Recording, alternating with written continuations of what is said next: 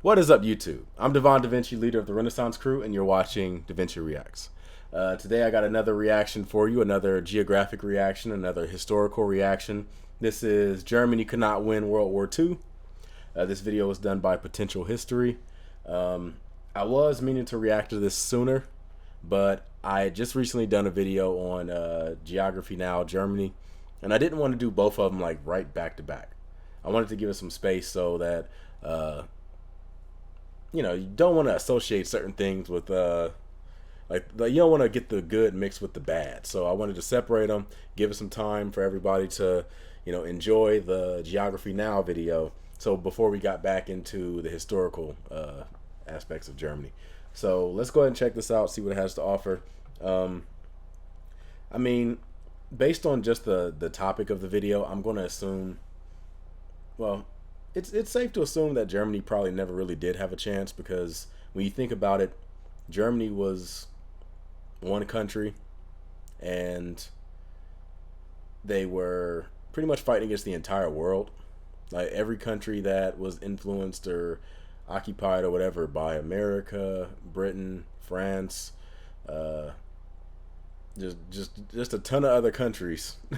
Russia, like all of them combined going against Germany, who was fighting on two fronts, and they had a severe oil shortage. So it was pretty much like only way Germany could have won is if you gave them like 50 years of preparing, and then possibly something could have happened. But at that point, it's like the other countries could have been building up as well. So it's tough to figure out exactly what could have happened to have allowed it to win. But let's go ahead and check this out. I love Futurama. There, I've finished fine-tuning my what-if machine. It can answer any what-if question accurate to within 1/10 of a plausibility unit. Who wants the machine to show them an alternate reality? Oh, I want to know if Germany wins if Hitler stops making decisions.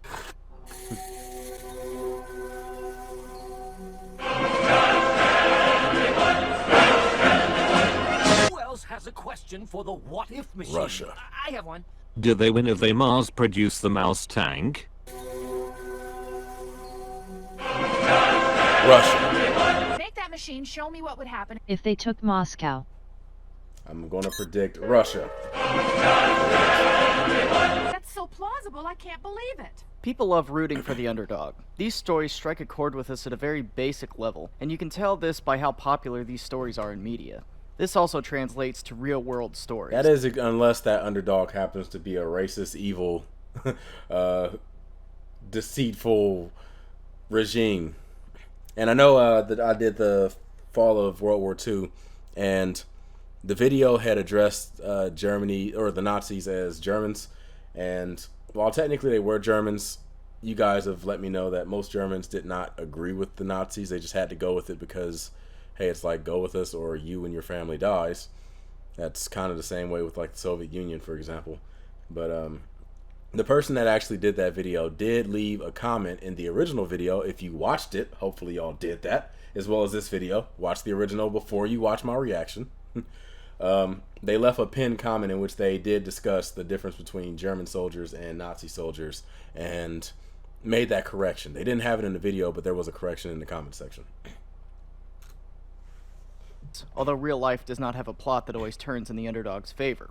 So there's this kind of romanticism connected to fighting for a lost cause that a lot of people assign to a lot of real-world groups. One of these you see talked about a lot is the German army in World War II, that if only dumb Hitler hadn't been in charge, or if different choices were made, that the war would have turned out different. And a lot of these arguments seem to hold water on the surface, but upon reflection mostly miss the point or do not make a significant enough change to sway anything. These are my favorite how Germany could have won scenarios, and how they're wrong. Just take Moscow. I hear this one all the time, that if the Germans had just driven onto Moscow and taken it, the Russians would have capitulated. But it is rarely backed up with evidence as to why. Even in the memoirs of German generals after the war, they constantly mention that the drive to Moscow would have meant victory in the East. And I think the reason for this is that they model the Russian campaign after the French campaign. I don't, like, from the oversimplified video I did, and like I said, the video is oversimplified, so some of the stuff they might have got might have been wrong, but didn't they say that like during the stalemate, not the stalemate, but when Hitler finally decided to settle in during the winter when he invaded the Soviet Union, didn't he like move his factories and stuff and like push them further back so that they could produce all this stuff, and then, you know, when the time came, he was going to unleash them. So if they would have taken Moscow, I'm going to assume that they pretty much moved all the stuff out of the factory at that point, or moved all the stuff out of town at that point, and it would have been a matter of just changing the capital. I mean, it kind of went like that way with France when they took Paris, which to this, I'm not really sure why exactly France gave up after taking Paris. That's unless like all of their military was in that area and they were compromised. I know they kind of split them up during the Blitzkrieg, but I don't know. I'd have to look more into that. In the French campaign in 1940, the French surrender once Paris is cut off from its forces and looks like it's about to fall. Using this model, a lot of people think that the exact same would apply to Russia. The only problem with this is Russia is a whole different I'm sorry, I'm animal. going to pause real quick. I'm going to go back. Yeah, I just went back to the idea of France surrendering, and it's like, I'm not sure why they surrendered, because they still had troops, it looks like. It looks like they were just split. And I know that, like, this is what led to the British leaving the mainland through during Dunkirk or whatever. And, I mean, they barely had their military left, too. Like, they escaped through the skin of their teeth.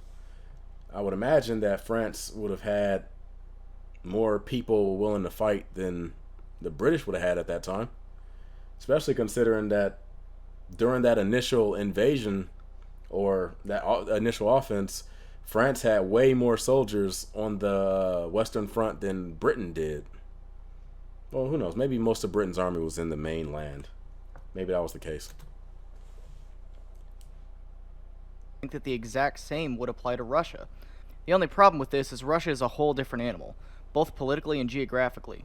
Stalin was going to put every man, woman, and child in the Soviet Union between him and the advancing Germans.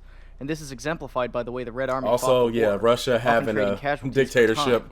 So if Moscow was taken, sure, it's a political Compared and to also France. logistical defeat, given that the rail network was centered around it. But no way do I think Stalin is just going to shrug and say, well, we tried, after Moscow was taken. And with that, we would probably see the Soviet Union fighting to the bitter end, just like the Germans did in reality. This is also backed up by real-world history from Napoleon's Russia campaign in 1812, where he went on to take Moscow but still lost the war.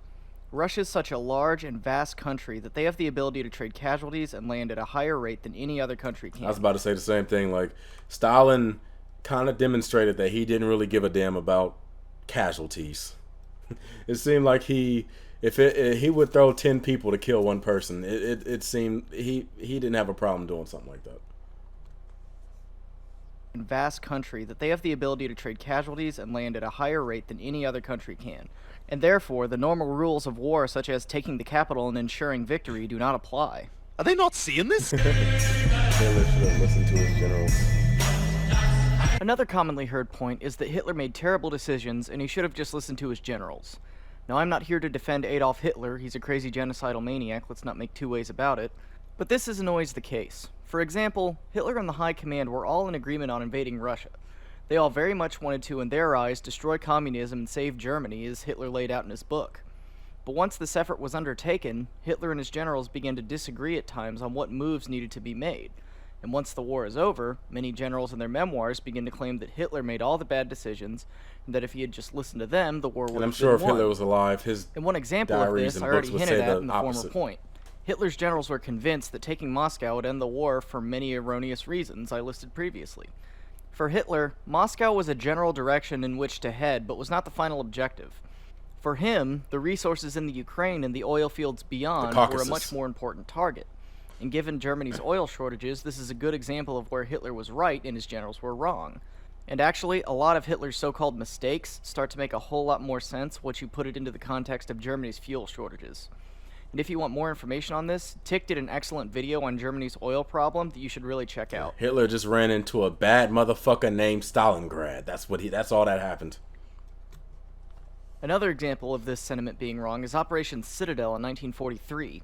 Hitler's generals convinced him that an attack on the Kursk Bulge would cripple the Red Army and renew Germany's initiative in the war. Hitler saw this plan as very flawed, though, famously saying, "Every time I think about Operation Citadel, my stomach turns over." And seeing how poorly this turned out for the Germans, his premonition was eerily correct. Now, if this was the caricature of Hitler always overriding his generals that is commonly seen, Citadel would have been called off before it was launched.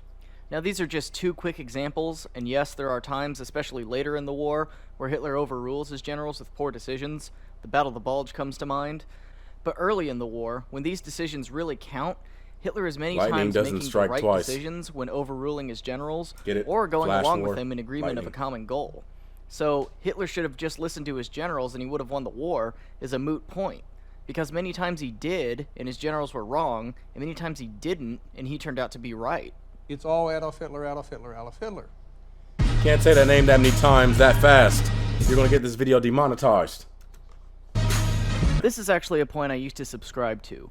A very honest critique of the German war economy is that it was not on the right footing. And people make this argument usually saying things like, Germany should have just made more Panzer IVs instead of pouring resources into the Tiger. Or, Germany should have built the Luftwaffe back up so they could regain air superiority. And I will give you that the German war economy in many places was an absolute nightmare. John Parshall does an excellent lecture on tank production in World War II and really highlights how backwards the German production process was for armored vehicle manufacturing, and mentions how that knowledge can be applied to other types of war manufacturing. Now, based on what I've come to understand, mostly through video games, while the Germans or the Nazis might not have had as many tanks and stuff, their tanks were very well engineered. Now, German engineering is a selling point over here in the United States. You can sell products that probably would not have originally sold just by slapping the term German engineered on it.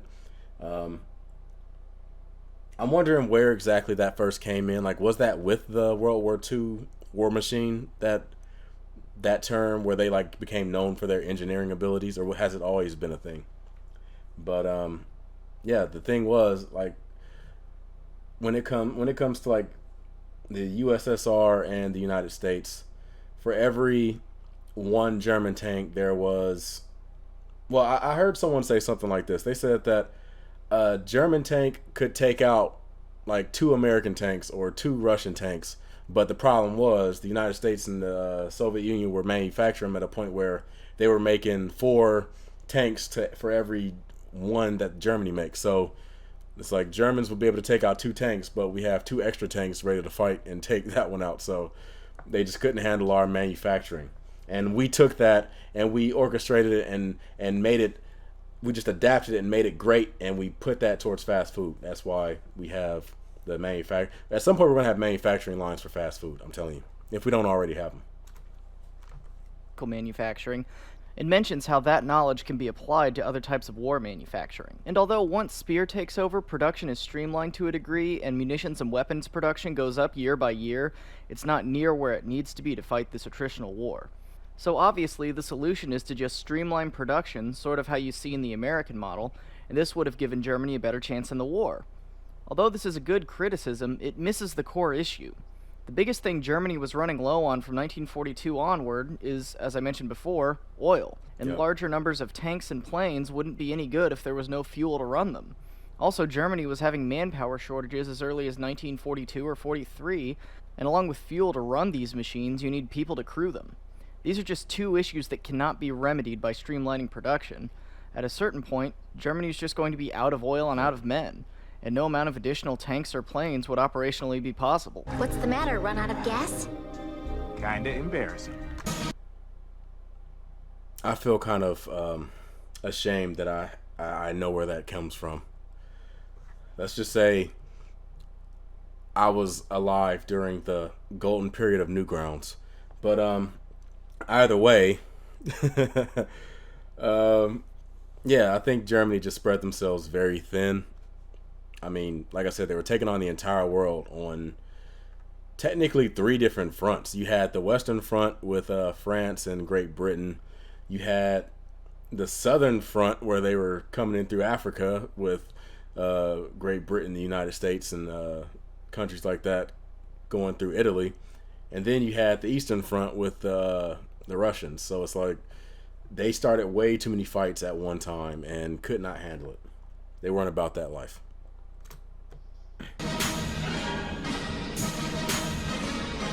This is another point that deceptively seems to make a lot of sense, as Germany was crushed by a two-front war. It stands to reason that if Japan and Germany through their alliance had coordinated an attack on Russia, they would have won. And that may honestly be true. A big boost to the defense of Moscow came after Russian troops from Siberia were sent west after the Russo-Japanese Non-Aggression Pact. The only problem with this is that coordination did not and was never going to happen. Germany and Japan were allies by circumstance and shared no real common goals with each other. And in fact, they're operating in opposition to each other at times. German training of Chinese troops in the 30s as they were fighting the Japanese is a direct example of this. Wow. In short, neither side was going to stick out its neck for the other. In fact, Russia as a common enemy was probably the only instance in which they would have, and even then they did not. The reason for... It seems weird that Japan would even sign an alliance with them after training Chinese soldiers to fight against them. That would be like the United States allying with Saudi Arabia after they trained terrorists to attack. You know what? Never mind. Yeah. In fact, Russia as a common enemy was probably the only instance in which they would have, and even then they did not. The reason for Japan not wanting to do this is mostly colored by the Japanese experience against the Soviets at the Battle of Konkan-Gol, please forgive my pronunciation, where the Red Army gave the Imperial Army a very bloody nose in an undeclared border conflict. This incident convinced the Japanese to not go through with any action that would provoke the Soviet Union, as they did not want war with them, since they were already fighting China and would soon be fighting the United States. Weren't about that life. This avoidance of provoking the Soviet Union went far enough that during the war in the Pacific between Japan and the United States, the Japanese refused to sink any U.S. merchant ships headed to the Soviet Union. So, the Japanese attacking the Soviet Union directly flies in the face of the intentions and characteristics of the Japanese High Command, to the point where it strays out of potential history, kill yourself, into the realm of fantasy. You have screwed me again. Japan. More Wonder Wolf. This is my favorite one. It sounds like Wonder Waffles. I love the name. I love the name. We need Wonder Waffles in this world. This is my favorite one. If they had just made insert ridiculous design here, the war may have gone differently. And it's the idea that this thing, or this thing, or this thing would somehow have single-handedly lengthened the war. There are a few fan favorites for pics of these. The one I see most often being the Mouse, the ridiculous 200-ton behemoth that in reality would have been awesome target practice for Allied fighter bombers and something for Allied soldiers to gawk at once it had run out of fuel and had to be abandoned. Or German jet aircraft, that although cutting edge and superior to what the Allies had, still couldn't have been applied in a large scale due to the aforementioned fuel and personnel problems.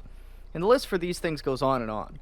A personal pet peeve of mine in this category is the what-if question about the German atomic program, and the claim that if they had applied themselves, the Germans could have come up with an atomic weapon first. Yeah, I don't know if they would have came up with it necessarily first, but I do know that the Germans pretty much either exiled or murdered all of their greatest scientists, and that's why we got people like Albert Einstein over in the United States. Yeah, just flat out dumb move. Dumb move. This notion, though, just like that of Japan invading Russia, very quickly falls into the category of fantasy. German. I need to say Nazi. Once looked at for three main reasons. One, many of Germany's top scientists were expelled in the 30s for being Jewish, automatically limiting German atomic capabilities. And actually many of these scientists went on to work in the American nuclear program. So to make this win scenario work, you automatically have to make the Nazis tolerant of Jews, which is not Operation going to happen. Paperclip. Two, the German atomic program is all but canceled by 1942. If you're a fan of Joe Rogan, you've heard that term a lot. As Speer put it, we got the view that the development was very much at the beginning. The physicists themselves didn't want to put much into it. Which works into my third point, that Hitler saw atomic science as Jewish science, and pointed the focus of German development towards conventional weapons. So we're not even talking about an atomic race between the US and Germany, as it was barely being pursued by the Germans. And to give a what-if scenario about it would fly directly in the face of what Hitler stood for. And this gets into the bigger problem with this question, that even if Germany does produce these wonder weapons and extends the war, it's only going to extend it long enough to be the first country to get nuked, due to the Germany first policy of the Allies. Are you making a jet plane? Or a remote control that can turn you into Super soldier. or is it just another dumb Tank. Yeah, Germany would have Now, these are just a handful of probably points gotten that people attacked bring first. up when talking about how Germany could have won, but there are many more that I didn't go into that are equally baseless, such as the Germans should have and could have invaded England, even though the Kriegsmarine would not be able to support a large amphibious attack, and the much larger Royal Navy would have probably sunk the invading force before it even reached the shores. Or that Barbarossa should have taken place earlier, even though it wasn't really the winter or the rainy season that stopped the Germans, it was a lack of supply. Oh, 1 second. I'm not sure what happened. My internet just kind of went out. Just give me a second. I will have it up in a minute. There we go.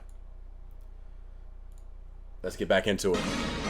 Now, these are just a handful of points that people bring up when talking about how Germany could have won, but there are many more that I didn't go into that are equally baseless, such as the Germans should have and could have invaded England, even though the Kriegsmarine would not be able to support a large amphibious attack, and the much larger Royal Navy would have probably sunk the invading force before it even reached the shore. That's why I was pausing right here. I was about to say, I'm not sure what the hell England and the English have done with that little English channel of theirs, but for some reason, throughout history, they have shown that that little strip of water is hard as hell for invading forces to get through. Like, it's like, y'all remember, did I do the history of Japan video already? I think I have. I think I've done the history of Japan video. And y'all remember the story about the Mongols trying to invade Japan, and like every time they came over, they died in a tornado or a typhoon or something like that. It's like there's like a mystical force, and I'm partly joking right here, but at this point, hell, it's almost an explanation. It's like a mystical force over the English Channel that keeps that area safe. I'm not sure what the hell's going on there or what's in the water, but they need to go ahead and bottle it up and sell it because they probably make a ton of money selling it to other countries or in the black market, but whatever. Or that Barbarossa should have taken place earlier, even though it wasn't really the winter or the rainy season that stopped the Germans, it was a lack of supplies that needed to be brought up. For more info on that, check out this lecture by David Stahill. You'll see people bringing up scenario after scenario that bends reality and character motivations very widely to craft a scenario that Germany could win. But here's my point. Germany would not have won World War II no matter what way you slice it. The fact of the matter is, this is a country that is too small and too short on resources to take on the three largest world powers at once, especially given the erroneous actions and motivations they have. Basically, the Germans dealt themselves a bad hand and played it poorly. And the only way that's going to change is if you bend time and space to their liking with the benefit of 20/20 hindsight. All things that are not going to happen in reality.